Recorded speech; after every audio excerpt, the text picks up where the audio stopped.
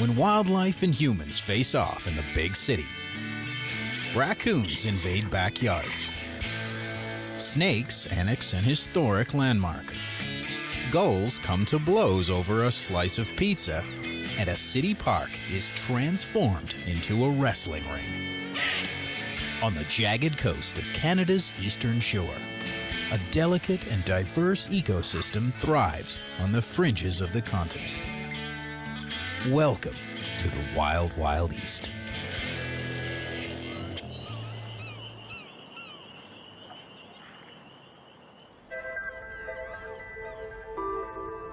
Eastern Canada's largest city may seem like an unusual place for wildlife. But Halifax is an unusual city. Animals travel here from the shoreline and the forest. Deer, raccoons, chipmunks, gulls, and even snakes make their homes amongst urban sprawl. These crafty critters find plenty of advantages to life in the city. The urban environment offers a near-perfect mix of protection, food, and shelter. But life in the big city isn't cheap. Living here costs some animals their lives. Humans are the apex predators here. Traffic, urban sprawl, and pest control all threaten the animal's survival. To survive, the animals must be smart. Using speed, camouflage, flight, and foraging under the moonlight, wildlife makes the most of city life. Crows gather in the hundreds to share intel about food sources and unfriendly faces across the city. Raccoons den in attics high off the ground, only coming out at night when their downstairs neighbors are fast asleep. In the city, these buildings are like the raised cliffs of islands, sheltering the birds from nearby predators. Though we may not see it, wildlife is always watching us.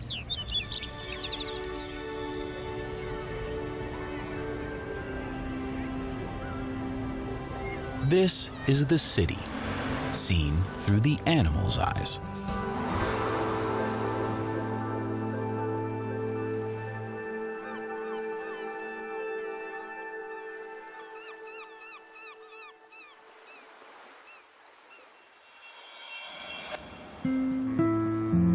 As a new morning dawns over the Halifax harbor, commuters rush to work, distracted by business meetings and lunch dates. It's easy to miss what's hidden high up in the trees, but if you look hard enough, a masked bandit looks back.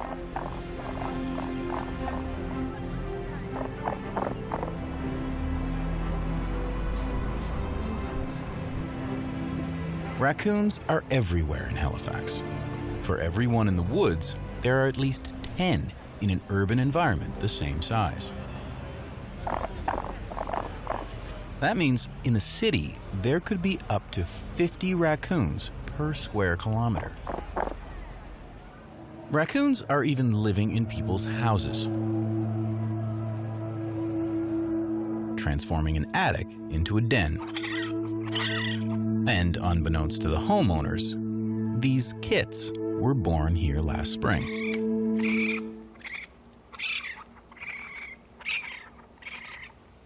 It's fall now, and the kits are 6 months old.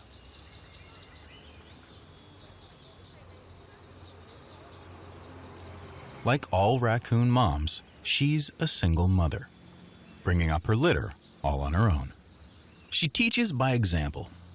The kits shadow her on foraging trips as their senses develop. Though they have good night vision, raccoons are thought to be colorblind and have trouble seeing long distances. Their other senses are more attuned. Raccoons' hearing is so strong, their ears can pick up an earthworm squirming underground. and their noses help them navigate undetected while the city sleeps, catching whiffs of potential food or the scent markings of other raccoons. But their most important sense by far is touch. Raccoons see with their hands. 2/3 of the sensory receptors in a raccoon's brain are used to process tactile information, more than any other animal. Raccoons will rub their food before consuming it, gaining information about what they're about to eat.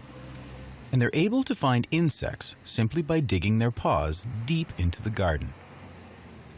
In the wild, raccoons need to escape ambushes from bobcats and coyotes. But their greatest killer in the city? Traffic. It's mom's job to teach the young kids how to dodge dangers and find food. She's their protector until the young raccoons are 10 months old and ready to strike out on their own. Raccoons are nocturnal, so while they rest, the city begins its day. It's time for this furry family to nod off.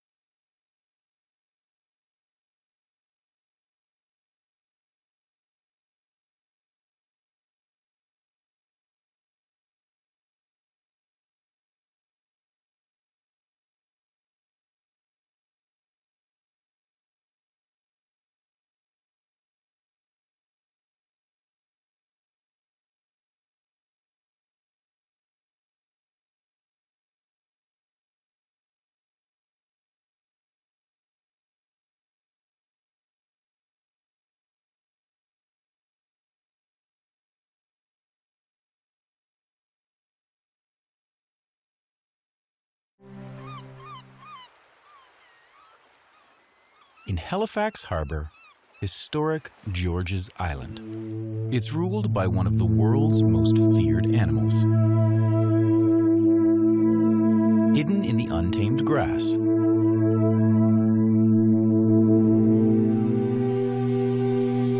the maritime garter snake.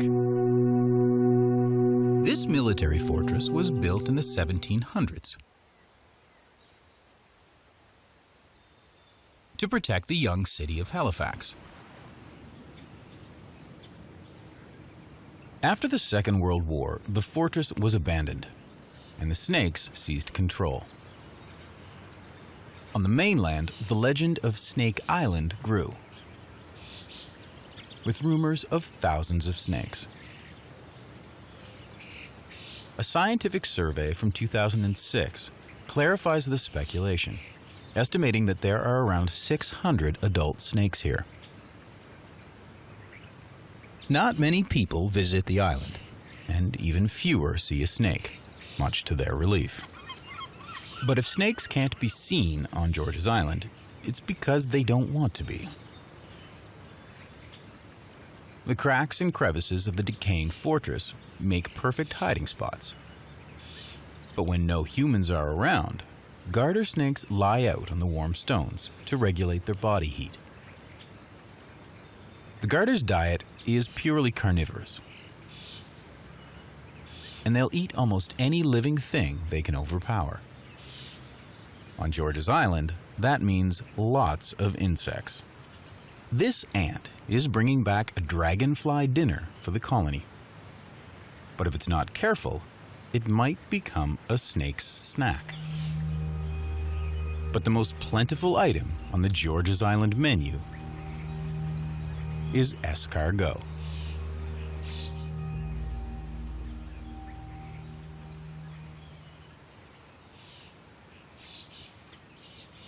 Flicking out its tongue, the snake collects invisible scent particles in the air, transferring this data to an auxiliary scent organ on the roof of its mouth. Snakes primarily see the world through their tongues, and its forked tip expands their view. Garters were so named by North America's early settlers. Their scales resemble the woven ribbons worn by the people of the time to hold up their socks. They are the largest serpents in Nova Scotia and can grow as long as baseball bats. Underneath their scales, the snake's skeleton is made up of 200 vertebrae. Humans only have 33. Sandwiched between ribs and skin is a layer of muscle that gives the snake amazing control over its entire body. People have marveled for ages at the serpentine slither. How can a beast without limbs move with such precision? Snakes propel themselves by using their environment. They weave forward by pushing their bodies off rocks and plants. Slithering across open ground is a little trickier. In the same way hockey players dig their skates into the ice to push off, snakes use their overlapping scales to dig into the ground and push themselves forward. And because the scales all face the same direction, a snake can't move in reverse.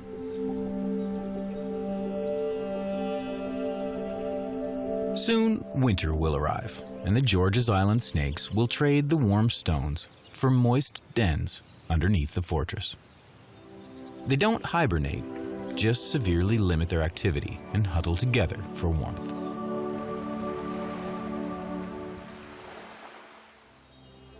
At the southern tip of Halifax Peninsula is Point Pleasant Park, a little piece of nature on the fringe of the urban landscape. This is the place urbanites go, expecting to see wildlife, like the black-capped chickadee, the North American red squirrel, or the eastern chipmunk. Feeders to decorate the paths draw out wildlife, and the well-fed critters have come to rely on the nuts and birdseed left out for them. They've adopted a new human-assisted foraging pattern. While it changes their natural behavior, it also means more animals are able to survive here. And for birds like the blue jay that forage year-round, it means a reliable meal during the harsh winter.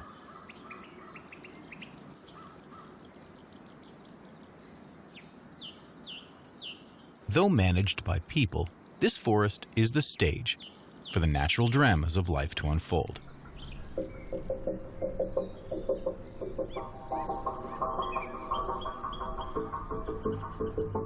The highly territorial squirrel watches on. As far as he's concerned, these nuts are his. He won't stand for this intrusion, not from the smaller chipmunk.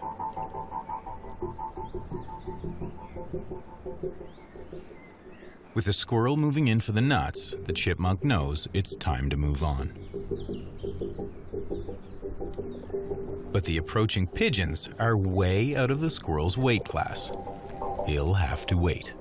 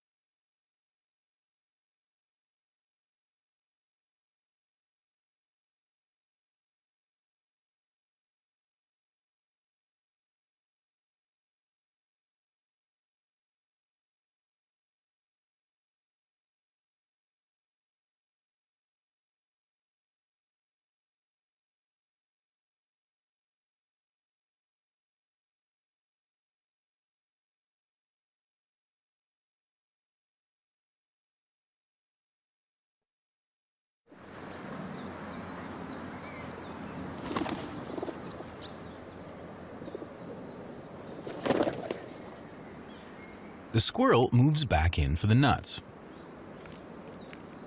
But then, a twist. A new rival. In the city park, territories frequently overlap. Dust-ups like this one happen in the blink of an eye.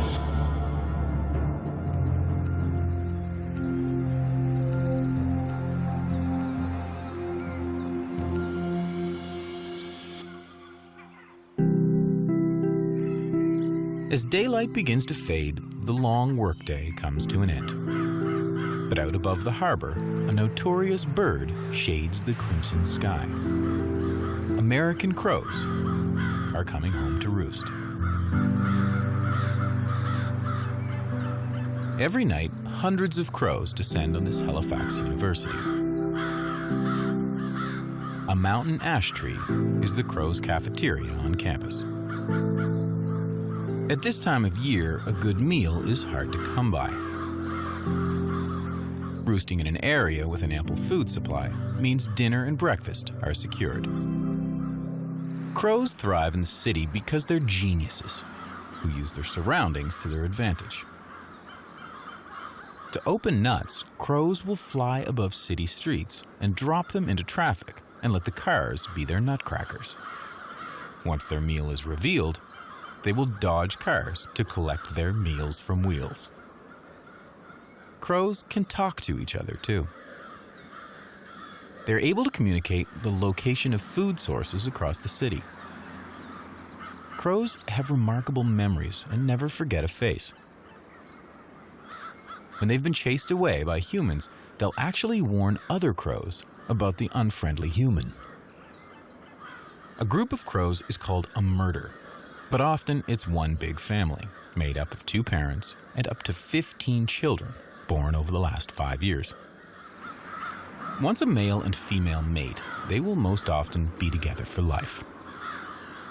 When the temperature begins to drop in the fall, the city's crow families join together to spend the night at a communal roost.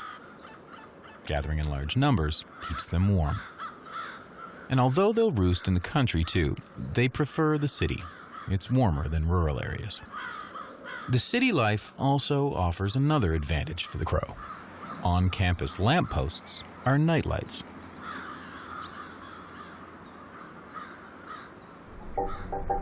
This helps them spot their greatest predator, the great horned owl. But with this many crows in one spot, he wouldn't dare attack. Crows ward off predators by mobbing them, cooperatively attacking the predator, like a scene straight out of a Hitchcock film. As the night wears on, crows swoop in from all directions, their numbers entering the hundreds. The roof of this university building is their final resting spot. This murder, silenced by the night.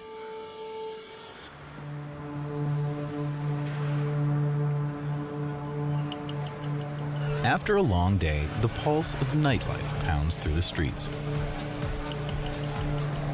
Locals call this intersection Pizza Corner. But as the humans stumble home, a new crowd is just waking up.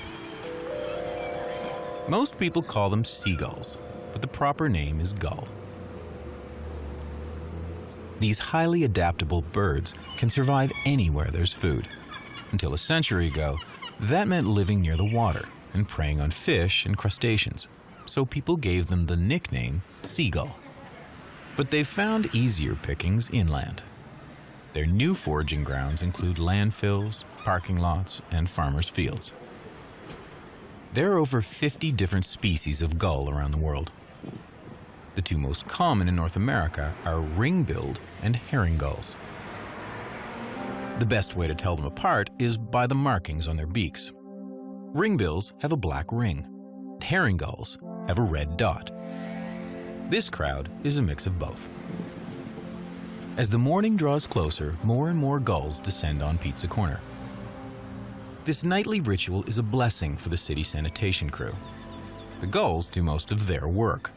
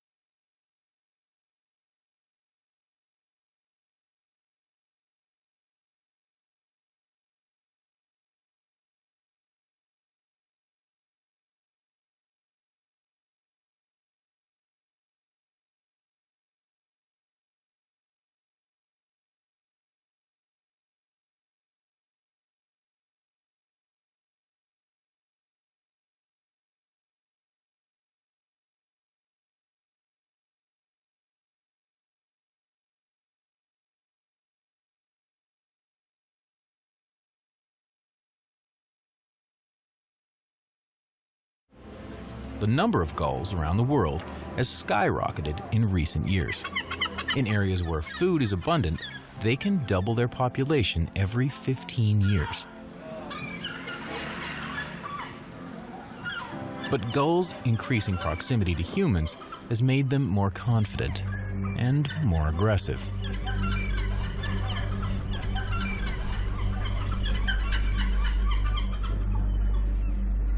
Gulls are incredibly intelligent birds, and it may be hard to discern, but they are actually communicating.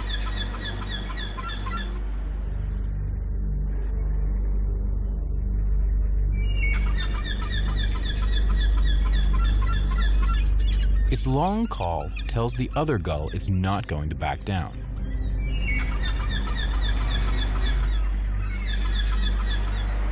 He spreads out his wings as a warning. This gull won't hesitate to peck.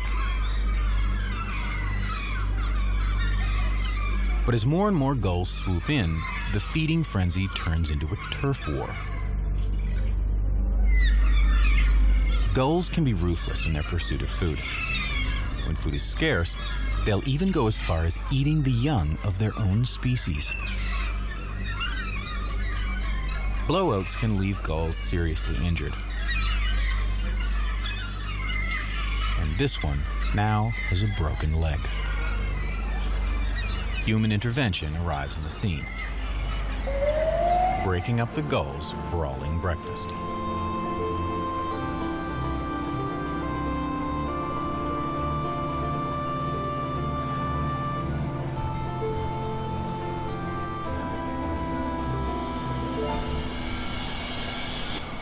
Meanwhile, across the city, another nightly occurrence in a typical urban backyard.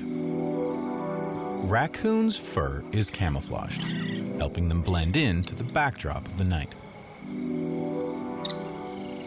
Many people believe that raccoons are the genetic descendants of dogs, cats, or even bears, but they constitute their own species.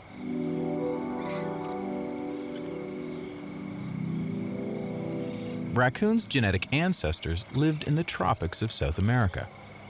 2.5 million years ago, they began to move north, evolving into the raccoons we know today. As the population of North America grew, raccoons began living closer to humans. Now, animal researchers believe that city raccoons are evolving again, adapting to their new urban environments.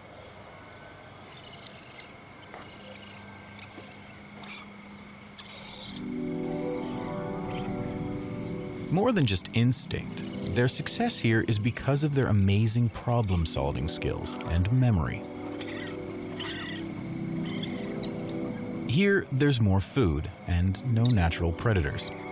The raccoons are more fertile, have a greater survival rate, and are chunkier than their country cousins. And those marvelous hands are also quite dexterous, helping them open doors or break into garbage bins. But in the city, idle hands are the devil's playthings.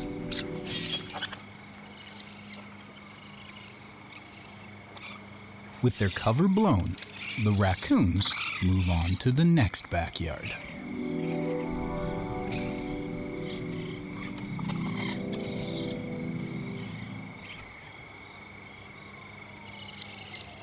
It's no wonder raccoons are generally seen as pests by their human counterparts. They even carry and spread harmful diseases like rabies and distemper. But as long as humans keep leaving out dinner, raccoons aren't going anywhere.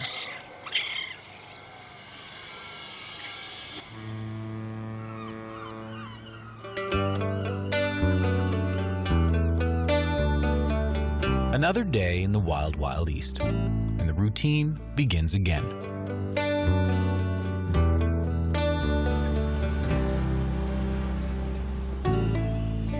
Many think urban sprawl displaces wildlife,